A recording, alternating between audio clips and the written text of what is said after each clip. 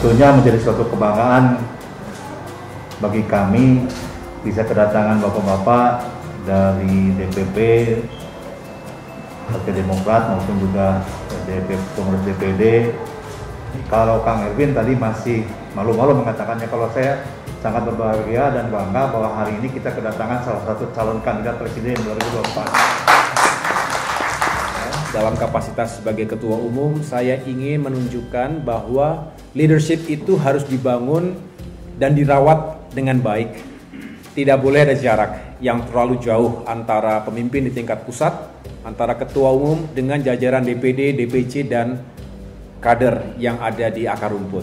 Saya berharap ke depan ini kami bisa terus berbuat dengan segala keterbatasan di masa pandemi COVID-19 ini.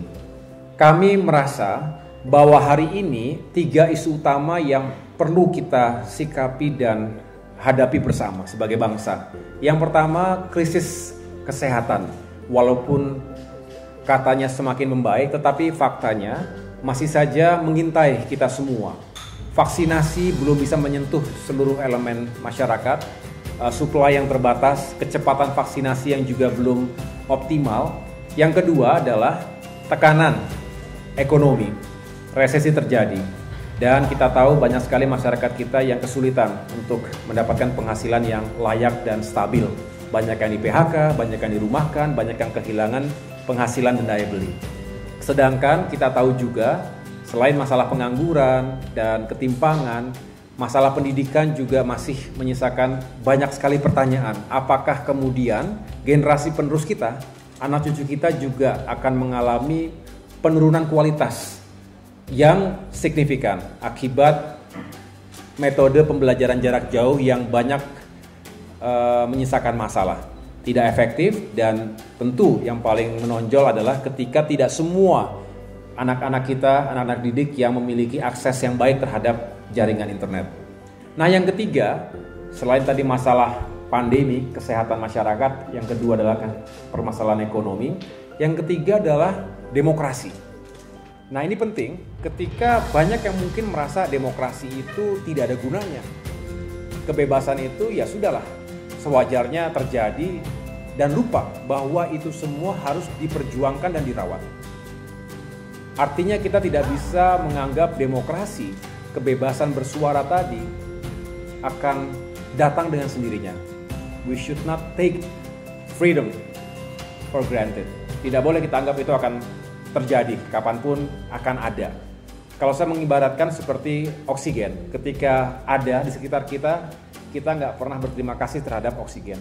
Tapi begitu menipis, agak engap kita, barulah kita minta tolong agar mendapatkan pasokan oksigen yang cukup.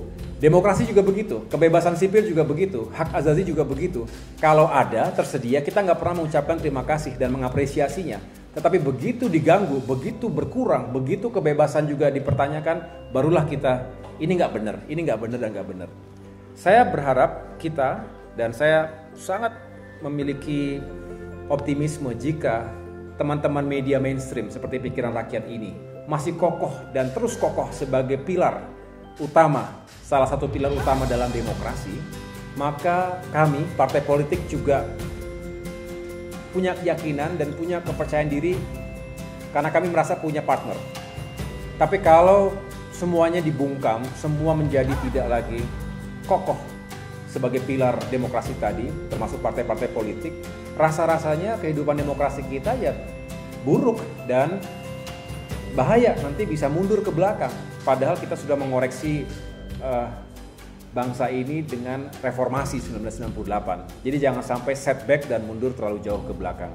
3 masalah utama tadi yang saya dan teman-teman Partai Demokrat akan terus suarakan dan perjuangkan. Akhirnya saya berharap kunjungan kami ke sini untuk saling mengenal satu sama lain, dan mudah-mudahan pikiran rakyat bisa terus menginspirasi kita semua, mengedukasi warga, dan Jawa Barat sebagai provinsi yang sangat penting tadi bisa terus disuarakan kepentingannya melalui pikiran rakyat.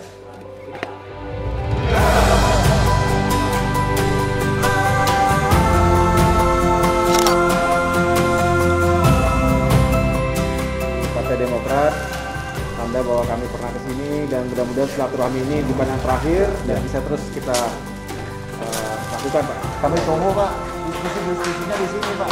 Silakan. Nah, ini karena Pak Januar juga masih semangatnya muda, ini yang menjadi tagline AHY kemana-mana, muda adalah kekuatan, karena anak muda suka dilecehkan. Dibilang kurang usia, kurang pengalaman, nggak siap dan lain-lain. Kita tunjukkan bahwa muda adalah kekuatan. Mudah-mudahan ini semangat dari kita semua.